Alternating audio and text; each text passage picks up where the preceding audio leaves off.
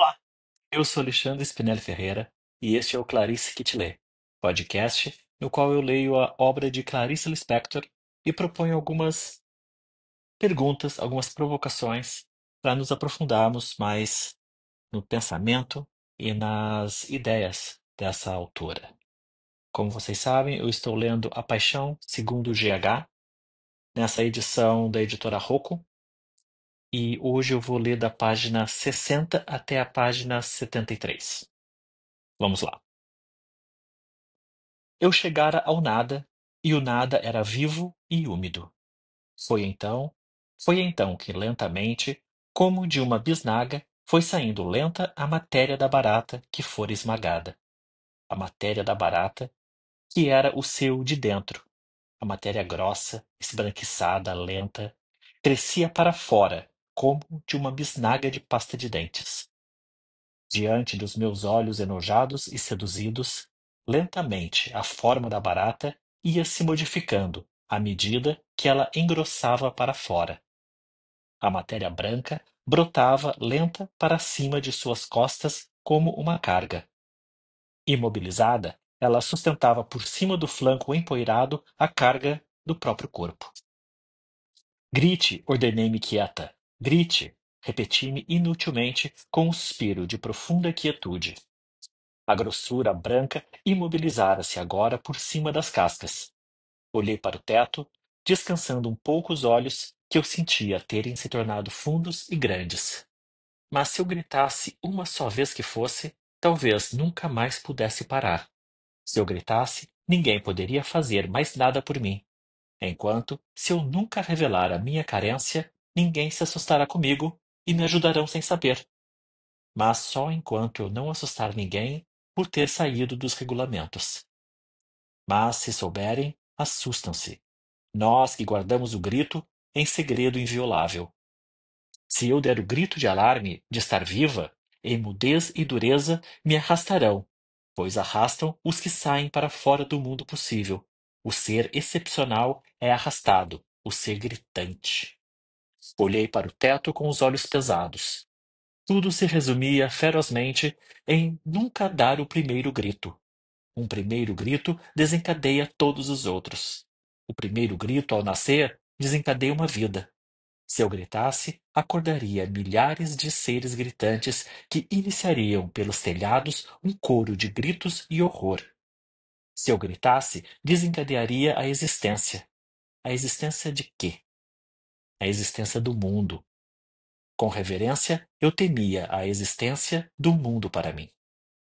É que, mão que me sustenta, é que eu, numa experiência que não quero nunca mais, numa experiência pela qual peço perdão a mim mesma, eu estava saindo do meu mundo e entrando no mundo. É que eu não estava mais me vendo, estava, era vendo.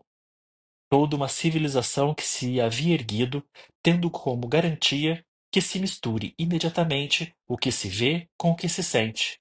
Toda uma civilização que tem como alicerce o salvar-se, pois eu estava em seus escombros.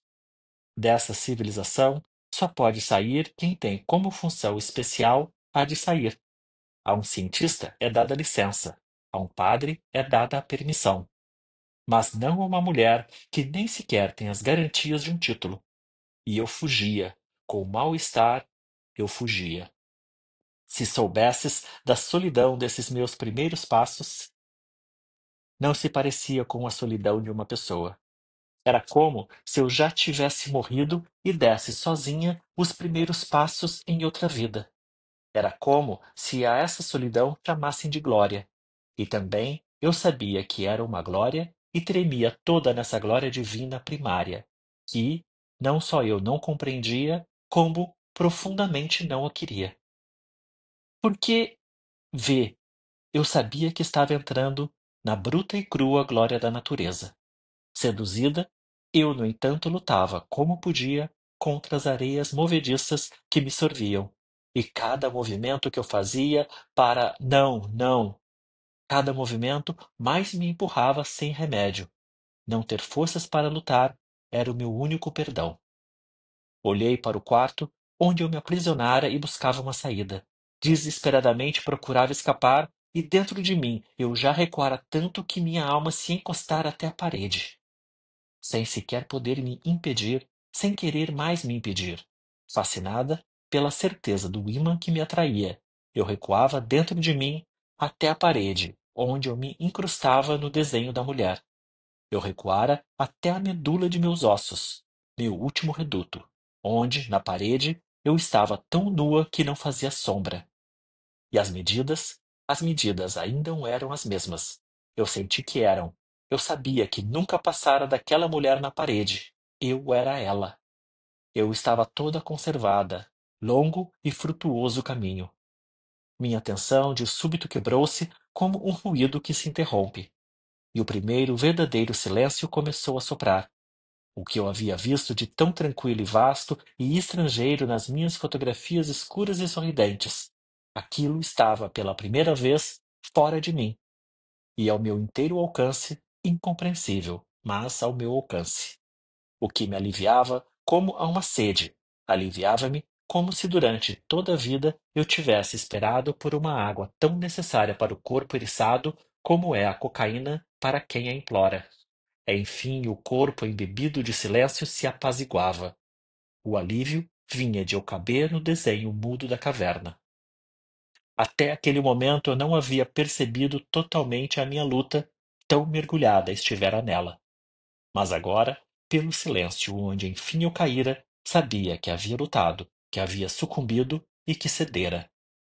E que, agora sim, eu estava realmente no quarto. Tão dentro dele como um desenho há 300.000 anos numa caverna.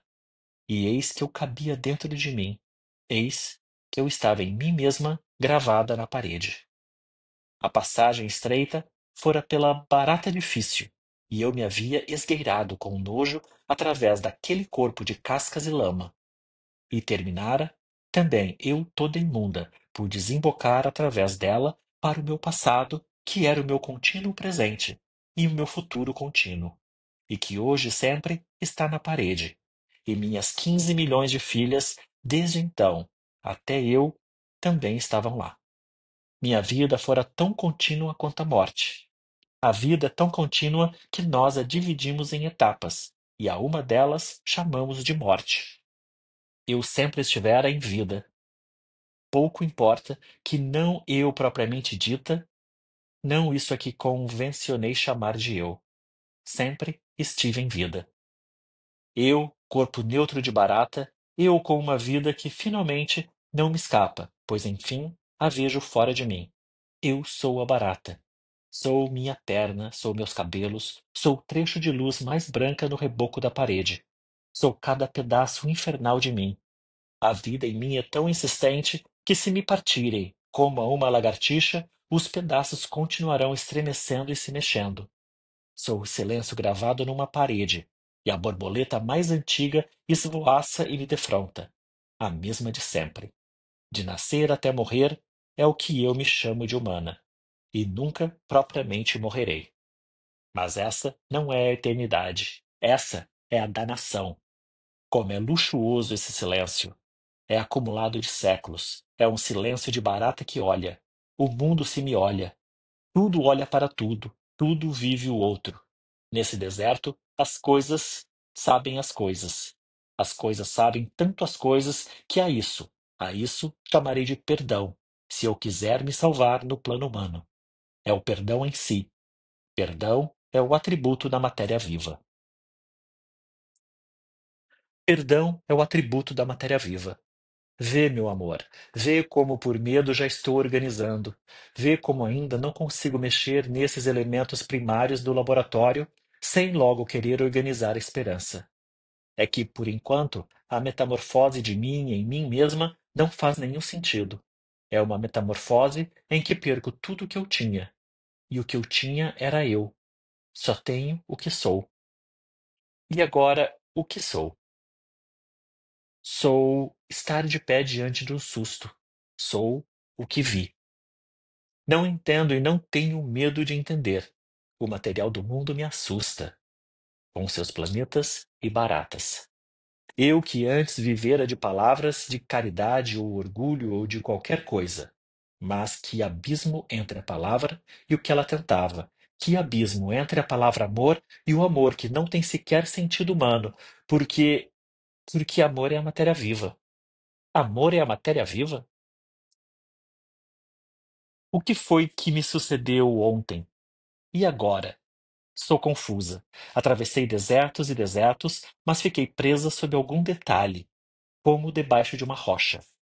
Não, espera, espera. Com alívio tenho que lembrar que desde ontem já saí daquele quarto. Eu já saí, estou livre. Eu ainda tenho chance de recuperação, se eu quiser. Mas quero? O que vi não é organizável. Mas se eu realmente quiser, agora mesmo, ainda poderei traduzir o que eu soube em termos mais nossos, em termos humanos, e ainda poderei deixar desapercebidas as horas de ontem. Se eu ainda quiser, poderei, dentro de nossa linguagem, me perguntar de outro modo o que me aconteceu. E se desse modo eu perguntar, ainda terei uma resposta de recuperação. A recuperação seria saber que GH era uma mulher que vivia bem, vivia bem, vivia bem, vivia na supercamada das areias do mundo, e as areias nunca haviam derrocado de debaixo de seus pés. A sintonização era tal que, à medida que as areias se moviam, os pés se moviam em conjunto com elas, e então tudo era firme e compacto. GH vivia no último andar de uma superestrutura e, mesmo construído no ar, era um edifício sólido, ela própria no ar, assim como as abelhas tecem a vida no ar. E isso havia séculos vinha acontecendo, com as variantes necessárias ou casuais, e dava certo. Dava certo, pelo menos nada falou e ninguém falou. Ninguém disse que não. Era certo, pois. Mas exatamente o lento acúmulo de séculos automaticamente se empilhando era o que, sem ninguém perceber, ia tornando a construção no ar muito pesada. Essa construção ia se saturando de si mesma, ia ficando cada vez mais compacta, em vez de se tornar cada vez mais frágil. O acúmulo de viver numa superestrutura tornava-se cada vez mais pesado para se sustentar no ar, como um edifício onde de noite todos dormem tranquilos, sem saber que os alicerces vergam e que, num instante não anunciado pela tranquilidade, as vigas vão ceder, porque a força de coesão está lentamente se desassociando 1 milímetro para cada século. E então, quando menos se espera, num instante tão repetidamente comum como o de se levar o copo de bebida à boca sorridente no meio de um baile. Então ontem, num dia tão cheio de sol como esses dias do ápice do verão, com os homens trabalhando e as cozinhas fumegando, e a broca britando as pedras e as crianças rindo e o padre lutando por impedir, mas impedir o quê? Ontem, sem aviso, houve o fragor do sólido que subitamente se torna friável numa derrocada. No desmoronamento, toneladas caíram sobre toneladas. E quando eu, GH, até nas varizes, eu, uma das pessoas, abri os olhos, estava, não sob escombros, pois até os escombros já haviam sido deglutidos pelas areias.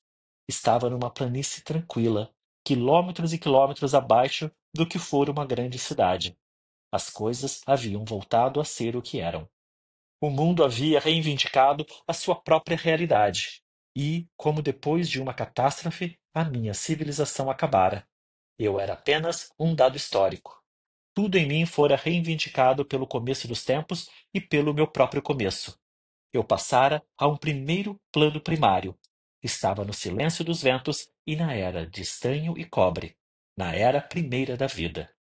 Escuta, diante da barata viva, a pior descoberta foi a de que o mundo não é humano e de que não somos humanos.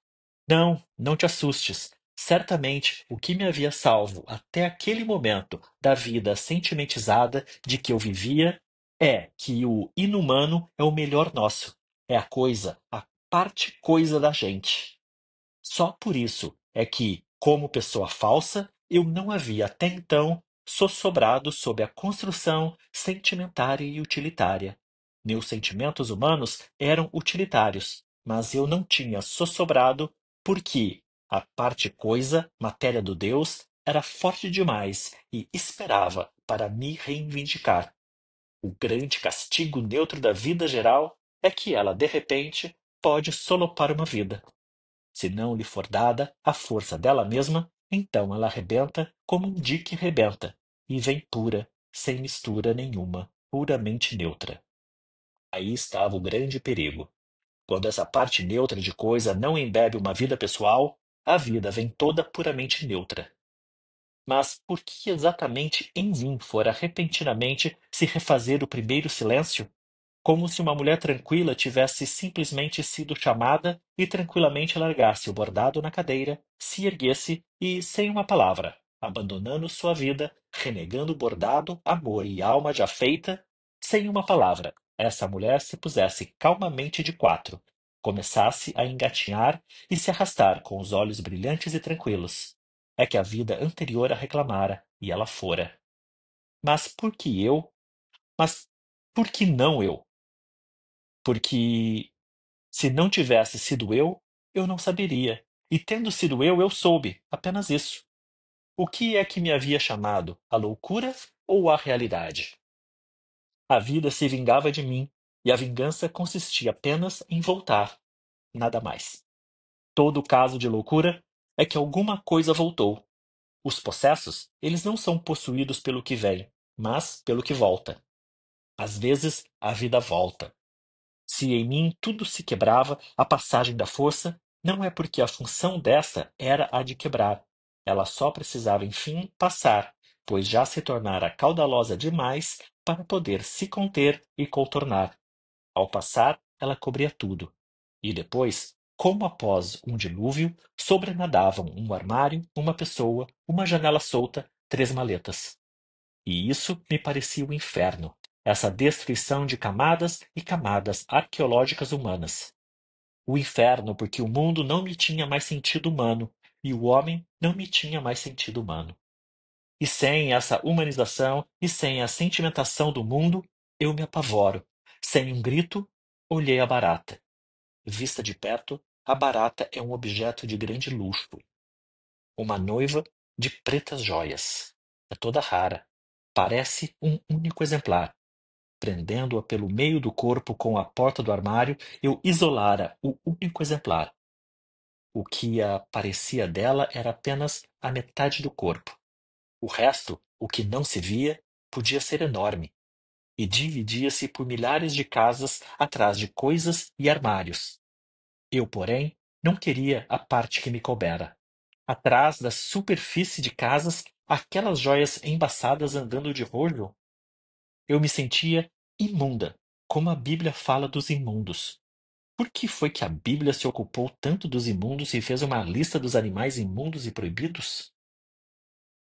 Porque se, como os outros, também eles haviam sido criados.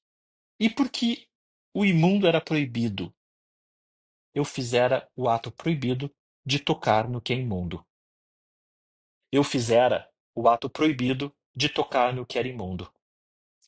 E tão imundo estava eu, naquele meu súbito conhecimento indireto de mim, que abri a boca para pedir socorro. Eles dizem tudo, a Bíblia, eles dizem tudo. Mas se eu entender o que eles dizem, eles mesmos me chamarão de enlouquecida. Pessoas iguais a mim haviam dito, no entanto, entendê-las seria a minha derrocada. Mas não comereis das impuras, quais são a águia e o grifo e o esmerilhão, e nem a coruja e nem o cisne e nem o morcego, nem a cegonha e todo o gênero de corvos.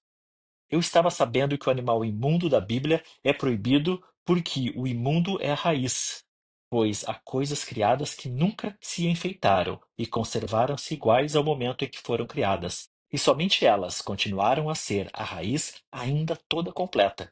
E porque são a raiz, é que não se podia comê-las, o fruto do bem e do mal. Comer a matéria viva me expulsaria de um paraíso de adornos e me levaria para sempre a andar com um cajado pelo deserto. Muitos foram os que andaram com um cajado pelo deserto. Pior, me levaria a ver que o deserto também é vivo e tem umidade, e a ver que tudo está vivo e é feito do mesmo. Para construir uma alma possível, uma alma cuja cabeça não devore a própria cauda, A lei manda que só se fique com o que é disfarçadamente vivo. E a lei manda que quem comer do imundo, que o coma sem saber. Pois quem comer do imundo sabendo o que é imundo, também saberá que o imundo não é imundo. É isso? E tudo que anda de rastros e tem asas será impuro e não se comerá. Abri a boca espantada. Era para pedir um socorro. Por quê? Porque eu não queria eu me tornar tão imunda quanto a barata? Que ideal me prendia ao sentimento de uma ideia? Por que não me tornaria eu imunda, exatamente como eu toda me descobria? O que temia eu? Ficar imunda de quê? Ficar imunda de alegria.